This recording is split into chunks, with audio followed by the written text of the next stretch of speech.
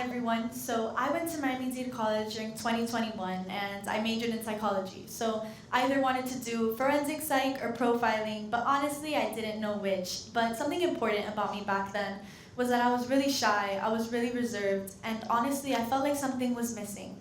So going on, I guess I felt in a way voiceless, like I didn't know who I was, I didn't know what I wanted to do, and due to past circumstances, I started to feel trapped in this kind of cage of boundaries that I had set for myself. I felt like I couldn't overcome that. But when I went to Miami-Dade College, they gave me so many opportunities and so many resources to grow and to do more, to become someone that I would be proud of. And I had the feeling that I wanted to be more. I wanted to help people. And I wanted to do something that was important. So I guess I kind of needed that extra push to in some way get me there. So the biggest part of my story is that in my first year at Miami-Dade, I took an ENC 1102 course with Professor Carlos Gonzalez. And to my surprise, we started exchanging weekly letters with an incarcerated woman from Homestead Correctional. And I was caught really off guard because I wanted to do criminal justice, but I had never thought about the human being on the other side of what I'd be doing or the person that I'd be analyzing. So in a way, I was so focused on the legal aspect and on the career aspect of what I wanted to do that I didn't really take a moment to make that human connection with the person that I'd be meeting. So throughout this letter exchange, it became really important that the incarcerated woman that I would be exchanging letters with, she went by the name Alexandra, she became more than just an incarcerated individual. She became a mother, a sister, a daughter, a friend, someone who likes buffalo wings and Taco Bell. So throughout this, it became so important that I started to recognize how come I had all those preconceived notions and all those judgments to place on someone whose life I knew nothing about.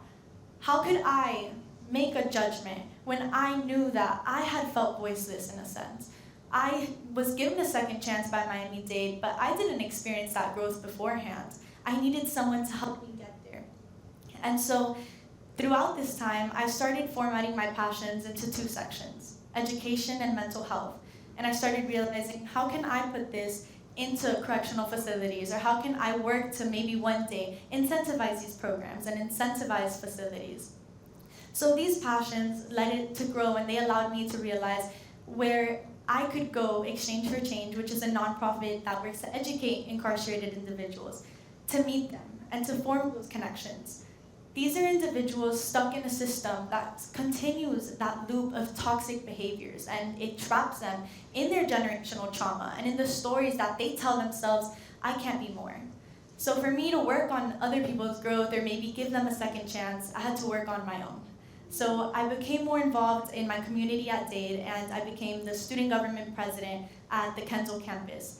And throughout this, I was able to represent my peers and to work with an amazing group of students and faculty and administrators. But also, I was able to work with Exchange, where I met incredible individuals, not just inside facilities, but on the outside. And these connections were just so important for my own growth, and in order for me to realize that my second chance, it's important to give back to others and to turn around and give them a second chance as well. My story gets a little more personal when on April 14th of 2022, a couple months before that, my mom starts fostering. So this is my little brother that we met on that day. This is him in his beautiful self with his laugh and his joy. But I realized, we look at these children in the system and we feel empathy and we feel anger. But when we look at the men and women in these facilities, we try not to feel that compassion because in some form we think that we're excusing them for their mistake. But we're not. It's just a human connection, and a lot of these individuals at some point were facing what my brother was facing, or maybe we're lost in a system just like they're lost in the correctional system now. I've sat through a story of a man telling me at Everglades about the physical, the emotional, the sexual, and the mental abuse that he endured by his family growing up. And I thought, that could have been my brother. And he could have grown out in that situation, but he was placed out. So not everyone is lucky enough to have those chances. If you want to hear more about their stories, there's so many books that incarcerated individuals can let that out. They find peace in writing and talking about what they've been through and what they're going through, their past, their present, their future. But to get a closer connection, You can also go to the Exchange for Change website to visit a prison. You can visit Everglades or Homestead Correctional, and you're gonna meet these individuals, and you're gonna see how eager they are to form that connection. You walk in and they wanna tell you their story. They want you to feel and understand what they're going through without those biases and those stereotypes on the outside. And it becomes so important because this PechaKucha is about resilience. So through my resilience, I found that I wanna fight for that of others. And in doing that, we grow and we expand and we learn from what we've been through, because we don't get to choose our environments growing up. We don't get to choose our families. We don't get to choose our genetics.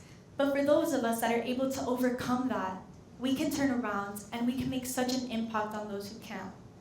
Because in the end, as the people that went from broken to whole, we need to learn to give back to those who are still broken.